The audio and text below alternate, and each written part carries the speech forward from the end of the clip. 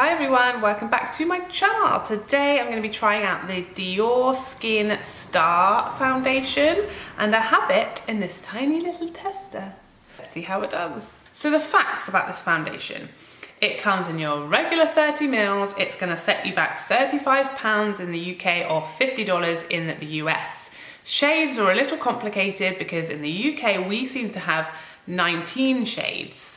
But in the US, you seem to have 14 shades. 14 is quite a low number of shades to have. 19 is better, but still not, certainly not the biggest shade range I've ever seen in my whole life. It doesn't seem to have a claim with regards to the amount of coverage or the length of time that it wears for, which is confusing to me because most foundations state those things. It just says long wear, and it just says about its finish, it says it gives you a luminous, healthy glow with a bare skin effect.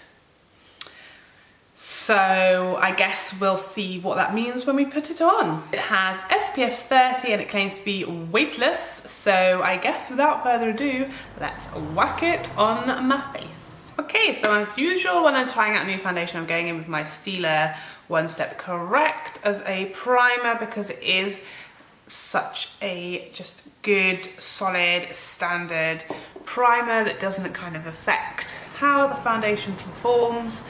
Just gives me a nice base, not going to make it more dewy, not going to make it more matte. It's not going to, you know, massively alter the skin or do anything that the foundation isn't doing. So it's just going to show us how the foundation performs without kind of changing how it performs. I don't really know which way it applies best, so I'm going to do one side with my beauty blender and one side with my brush so we can see how it performs with each method.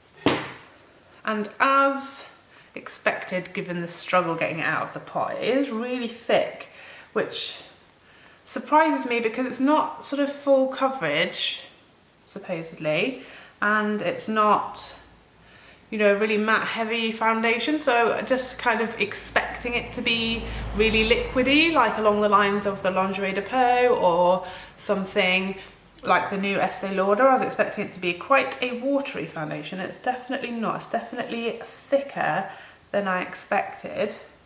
But just with that dab, that has literally covered everything what I wanted it to cover. Like, all my redness is gone. My pigmentation is definitely very reduced up here. Can maybe go in with a little bit more there. And it's just literally gone into my skin. So now let's go in with the brush side, and I'm using my Morphe M439 as always, and I'm just gonna dip it right in there. Oh, okay. So you definitely don't need too much product, especially with the brush. Even though, again, I put so much product on, there was way too much product, it's literally gone straight away. It's just blending in like an absolute dream. You can just see there how glowy this is. This side's obviously dried down a second now, so it's still really glowy. I'd say that the brush, I mean, you're definitely going to need to use less product with a brush, which is what you expect because the sponge soaks that product up.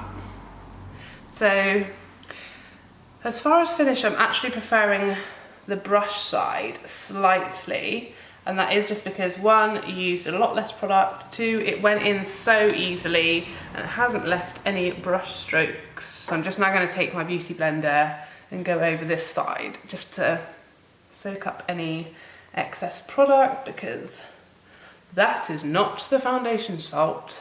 Texture wise, I really feel like it has reduced my texture. Like, I have quite a bit of texture around my mouth, here on my chin, and that has definitely been a little bit reduced, even though I didn't use like a smoothing primer or anything like that.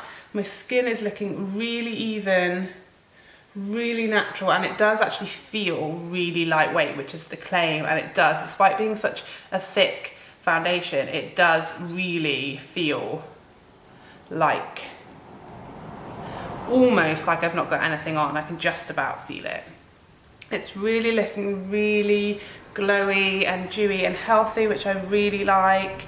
It's looking really even, all my skin tone, all my pigment, and I'd say it probably is currently a really good medium. It's probably not quite full coverage, but I feel like you could potentially build it to full quite easily because, as I said, I didn't really use that much product. So now I'm just going to do the rest of my makeup and see how it gets on with all of the other products, and then I'll be back. So that is the rest of my makeup on. I have not had any issues whatsoever with anything going on. It feels really well set. There's no sort of stickiness to the face.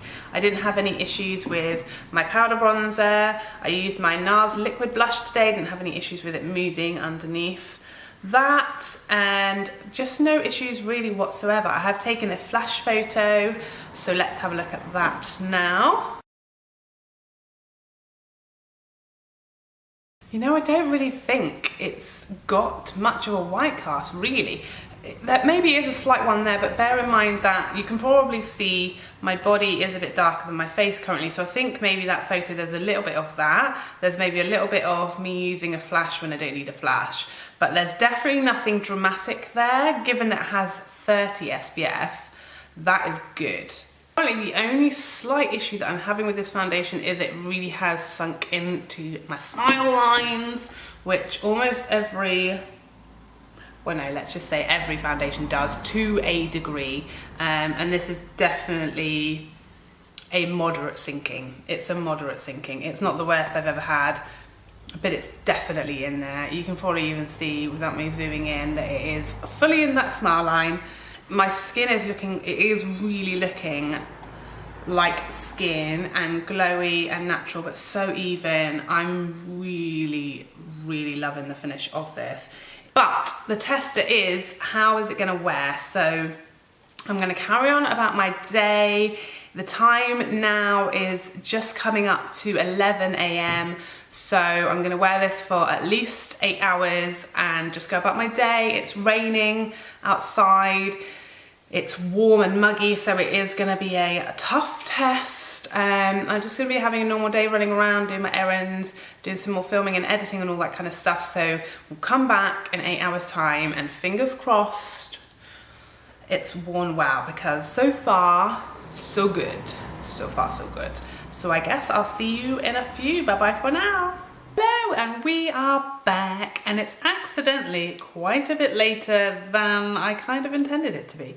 So I put this foundation on at about 11 this morning, and the time is now 8:49.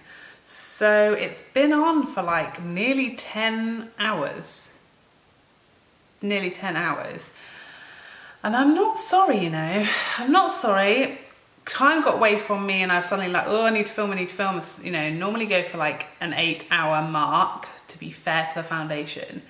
But given we're at nearly 10 hours, I really do not have that much to tell you. I mean, look at this foundation. Look at the rest of my makeup. Look at my chin, look at my nose, look at the lack of any kind of oiliness. I mean, it says it all right here. It's done amazing, guys. It's done amazing. So the only slight, tiny little thing that I just want to mention is, have a think. I'd love to know what you guys think, because when you watch this video, obviously you'll watch it in one go, whereas obviously for me there's been a big gap between when I filmed the beginning and now. But to me, when I was looking at my editing footage just now, as I said, the foundation on my face did look slightly too light for my body. Maybe one shade, and maybe I would go a shade deeper when I purchased so that it matched my body, which is what I like to do, so I'm all one shade. But now when I'm looking at it, I feel like this is a really, really good match, face and body. So I'm wondering if it's slightly oxidized, and given that we're at the 10-hour mark now, that's not obviously a huge deal. It's obviously not gone from like an NC20 to an NC40 or anything dramatic. It's just maybe dried down slightly darker. So as I said before, if I just zoom you in a little, it is definitely all up in my smile lines, as you can see, which is annoying, but happens with every foundation. And if I used more of a smoothing primer pressed in that area, and if I'd set with powder, that will be reduced. So we can kind of counter that a little bit. This chin area here is just starting to show the very first signs of fading, which, given that we are 10 hours in, which given that I've been eating, I've been drinking, I've been playing with my kids, kissing my kids and all that kind of stuff, this is where it always disappears off of me. But I'd say here is perfect. Look at my blush and my highlight, it is still popping. I did not set this foundation with powder. I did not use a setting spray. So both of those things will obviously have lengthened the wear even more, but I cannot complain. This is probably the best wearing foundation, maybe other than the Estee Lauder Double Wear Original, that is kind of unbeatable when it comes to long wearing. A luminous finish foundation. I cannot believe it's worn this well. You can't see any oiliness at all, nowhere, and that is like, doesn't really happen to me at this stage. I'm not oily, but I do have a slightly oily T-zone area, and usually by like 7 or 8 hours you can see oily here and you can see oily here, and it's perfect still, it is perfect. So my final thoughts are that this foundation has a gorgeous, beautiful, perfect finish for me.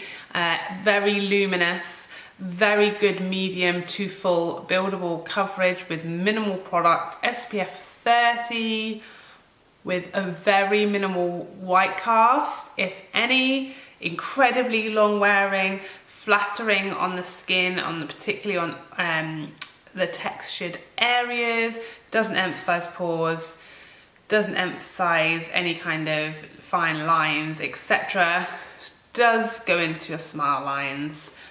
Beautifully even finish, cancels redness, covers pigmentation very, very well. All of those things, has a pretty good shade range as well, and is, for Dior foundation, not a bad price, around the £35 mark. So is, you know, considerably cheaper than like an Armani foundation. You're gonna save yourself nearly £10 on that. So for me, this is a massive win, and this is definitely going on my list of to buy items.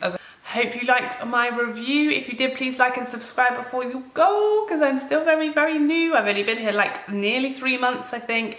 So I would love your support, and see you again next time.